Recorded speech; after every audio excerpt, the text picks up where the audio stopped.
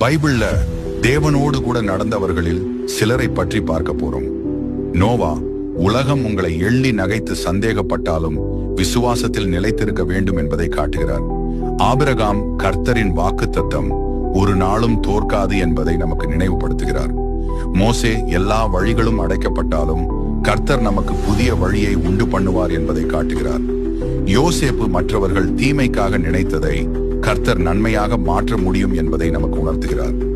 தாவீது தேவன் நம்மோடு இருந்தால் எப்பேற்பட்ட பராக்கிரமசாலியாயிருந்தாலும் நாம் வீழ்த்த முடியும் என்பதை நமக்கு காட்டுகிறார். யோபு, உங்கள் சோதனைகள் பெரியதாக இருக்கலாம், ஆனால் கர்த்தரின் மீதான விசுவாசம் அதைவிட பெரியது என நமக்கு உணர்த்துகிறார்.